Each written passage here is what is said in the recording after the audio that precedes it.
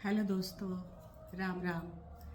जैसा कि मैं पिछले वीडियो में बोली थी कि रामाश्रयी शाखा के विषय में बात करूंगी, तो फिलहाल मैं प्रेम आश्रयी शाखा मलिक मोहम्मद जैसी के बारे में बोलना था, जो कि प्रतिनिधि कवि हैं प्रेमाश्रयी शाखा के। तो फिलहाल मैं उन पर बाद में बोलूँगी। मेरी एक सहेली ने साहित्य की एक परिभाषा भेजी है, तो उसी पर मैं बोलूँगी। ये परिभाषा है: साहित्य को शब्दों की ऐसी श्रृंखला कहा जा सकता है जिसमें सौंदर्य और भावनाओं का समावेश हो। साहित्य संस्कृति को प्रसारित करता है और यह समाज का दर्पण है, और समाज के विकास के साथ ही साहित्य का विकास होता है। तो आज मैं इसी पर बोलूँगी।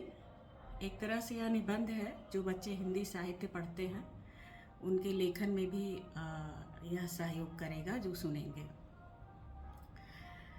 तो साहित्य जो है वह शब्दों की श्रृंखला तो है ही, क्योंकि जो रचनाकार है वह जब कथानक और नया शिल्प गढ़ता है, नए नए शब्दों की खोज करता है और अपनी भावनाओं, संवेदनाओं, कल्पनाओं का समावेश करता है, तभी वह एक सुंदर साहित्य का सृजन करता है। साहित्य पढ़ने के साथ साथ यह मनोरंजन तो देता ही है, साथ ही समाज की ऐसी तस्वीर पेश करता है जिस समाज में हम रहते हैं वहाँ की आर्थिक, सामाजिक, राजनीतिक, सांस्कृतिक सभी कुछ को एक साहित्यकार अपनी पैनी दृष्टिकोण से देखता है और उसे अपनी रचना में रेखांकित करता है। और उसमें हमारी मानवीय संवेदनाएं हैं, भावनाएं हैं, कल्पनाएं हैं, सभी कुछ का समावेश एक रचनाकार अपनी रचना में करता है। अब जहाँ तक साहित्य समाज का दर्पण है, इस पर हम सभी लोगों ने निबंध लिखा होगा। अक्सर सभी हिंदी साहित्य के जो विद्यार्थी हैं या जो कक्षा 7, 8, 9, 10 में पढ़ते हैं, सभी लोग विषय पर लिखते हैं। तो साहित्य समाज का दर्पण है। दर्पण का मतलब है आईना। जैसे हम आईने के सामने खड़े होते हैं तो अपने आप को अच्छे से देखते हैं, अपना सब कुछ देखते हैं। ठीक वैसे ही अगर हम किसी भी देश समाज का साहित्य उठाते हैं और उसको पढ़ते हैं तो उस देश समाज का सांस्कृतिक बनावट, सामाजिक, राजनीतिक, आर्थिक सभी कुछ का हमें पता चलता है साहित्य पढ़ने से ही।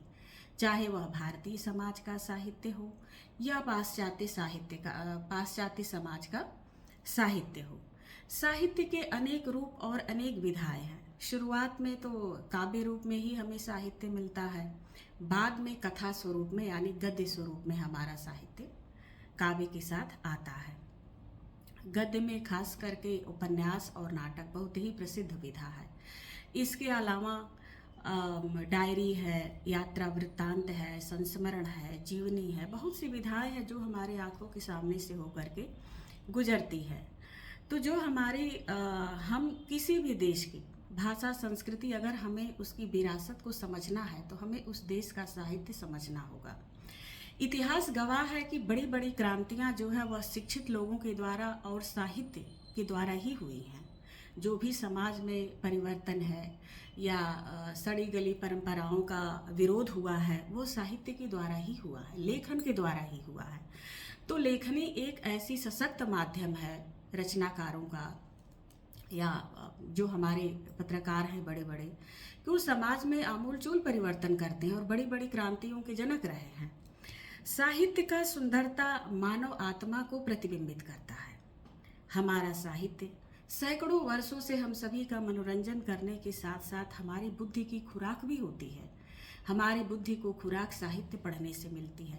ठीक वैसे ही जैसे हम अच्छा भोजन करते हैं और हमारा शरीर हिष्ट पुष्ट और सुंदर होता है, वैसे ही साहित्य पढ़ने से हमारा मानसिक स्तर का विकास होता है।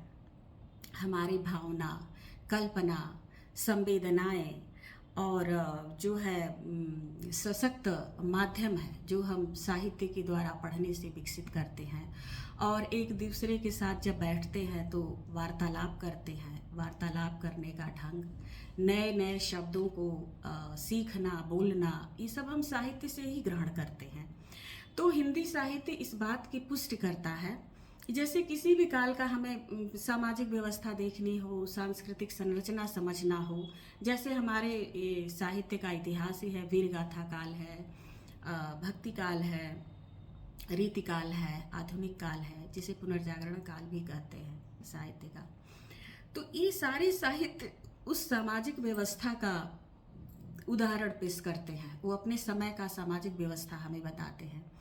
एग्जाम्पल के तौर पर हम रामायण महाभारत को ले सकते हैं कि रामायण काल में हमारी शिक्षा की पद्धति क्या थी, या हमारे जो लोग होते थे, गुरुजन लोग जो आश्रमों में रहते थे, वहीं पर जा कर के लोग शिक्षा ग्रहण करते थे, और जीवन की 4 अवस्थाएं बताई गई थी, जो कि 25 साल तक शिक्षा ग्रहण करना है, उसके बाद गृहस्थ जीवन में आना है, फिर वानप्रस्थ जाना है, फिर आश्रम में जाना है। और महाभारत काल की जो भी व्यवस्थाएं हैं, या सामाजिक स्थिति कैसी है, या महिलाओं की स्थिति कैसी थी, शिक्षा व्यवस्था महिलाओं को उस समय कैसी मिलती थी, तो ये सब जब हम रामायण महाभारत उपनिषद पुराण वगैरह पढ़ते हैं तो उस समय की व्यवस्थाएं हमें साहित्य के द्वारा ही ज्ञात होती हैं। साहित्य का इतिहास सैकड़ों वर्ष पुराना है। जब मनुष्य एक बुद्धिजीवी प्राणी है, जब से उसने होश संभाला, यानी अपने आप को समझा, और वह लिखने की व्यवस्था विकसित हुई, तब से वह अपने भाव, संवेदनाओं और अपनी कल्पनाओं को, नई नई सर्जनाओं को वो साहित्य के द्वारा व्यक्त करने लगा। बहुत सारी हमारी प्राचीन सभ्यताएं हैं, जैसे मेसोपोटामिया की सभ्यता है, ग्रीक सभ्यता है, और मध्यकालीन सभ्यता है, यूनानी सभ्यता है, सिंधु घाटी की सभ्यता है, और जो भी सभ्यताएं हैं वो सब हमें साहित्य के द्वारा ही देखने सुनने को मिलते हैं। अब साहित्य का उद्देश्य जो होता है वो बहुआयामी होता है। साहित्य तो हमें मनोरंजन देता ही है, साथ ही लेखक का एक बहुत बड़ा कर्तव्य होता है कि वो साहित्य के द्वारा समाज को सही दिशा प्रदान करे। और जो लोग भी साहित्य पढ़े, वो साहित्य लिखने का उद्देश्य क्या है, नाटक या उपन्यास, कोई भी चीज़ जब लेखक लिखता है तो उसका कुछ उद्देश्य होता है, समाज को, अपने पाठक को समझाना, कुछ बताना, उस उपन्यास नाटक का उद्देश्य होता है। तो इस तरह से साहित्य हमारे समाज का दर्पण तो है ही, और साथ ही साहित्य जो है वो भविष्य में होने वाली कभी कभी संभावित भयानक भविष्य को भी प्रतिबिंबित करता है। जैसे आरविल का उपन्यास है, जो समाज को कई पहलुओं को दर्शाता है। एक तरह से वो हमें सतर्क कहानी प्रदान करता है। आज के समय में साहित्य पढ़ना थोड़ा कम हो गया है, लोगों की रुचि कम हो गई है, लेकिन फिर भी समाज में हमारे जो विद्वान हैं वो अच्छे अच्छे साहित्य की रचना कर रहे हैं। अभी भी बहुत सारे लोग साहित्य पढ़ने में रुचि रखते हैं, और विश्व की सभी भाषाओं में जितने भी प्रसिद्ध उपन्यास, नाटक, कहानियाँ, जो भी विधाएं हैं वो सब मिलती हैं, वो हिंदी भाषा में लगभग सभी रचनाओं का अनुवाद हो चुका है।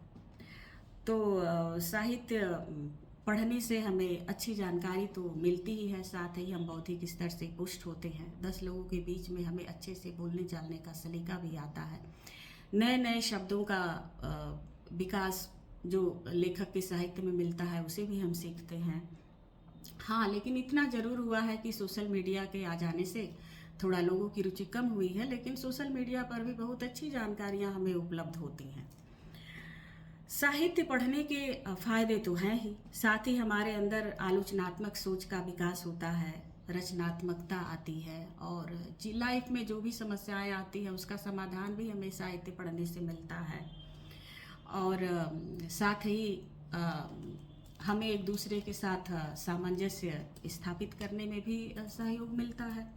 तो इस दृष्टि से हमारा साहित्य जो है वो शब्दों की श्रृंखला होने के साथ साथ हमारी भावनाएं, संवेदनाएं, कल्पनाओं के साथ ही साहित्य का दर्पण तो है ही। मुझे यकीन है आप लोगों को मेरी बातें समझ में आई होंगी। धन्यवाद।